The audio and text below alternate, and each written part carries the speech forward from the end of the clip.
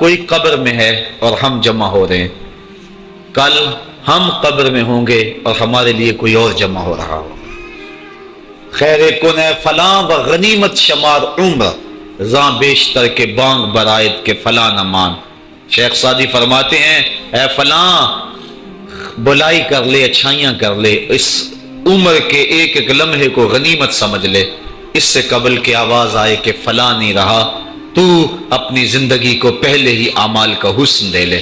تو یہ وقت میرے اور آپ کے اوپر آنے والا ہے کہ ہمارے لیے بھی لوگ جمع ہو رہیں گے۔ ہم قبر میں اب تنہائیوں اور قبر کی پہنائیوں میں موجود ہوں گے اور لوگ ہمارے لیے جمع ہو رہے ہوں گے قبل اس سے کہ وہ وقت آئے، کوئی حجت باقی نہ رہے، مجھے اور آپ کو اپنے اعمال کی اصلاح کر لینی چاہیے۔ امام غزالی نے ایک بڑی خوبصورت بات لکھی، آپ فرماتے ہیں اللہ نے مرنے والوں کے ذریعے سے جو باقی زندہ بچ گئے ہیں ان پر احسان کیا۔ عرض کی گئی احسان کیسے؟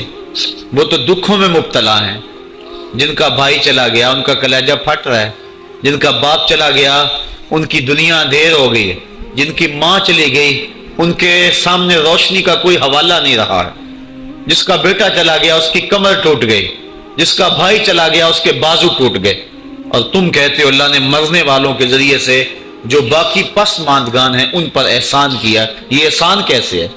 امام غزالی فرماتے ہیں احسان اس معنی میں ہے کہ اللہ نے مرنے والے کی موت کو ان باقیوں کے لیے عبرت کا نشان بنایا ہے۔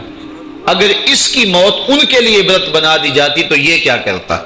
تو اللہ تعالیٰ نے گویا ان کی موت سے اس کو ایک اور موقع سنبھلنے کا دیا ہے کہ وہ لوگوں کی، عزیزوں کی، رشتہ داروں کی موت کو دیکھ کر اپنی زندگی کی راہوں کو ٹھیک کر لے۔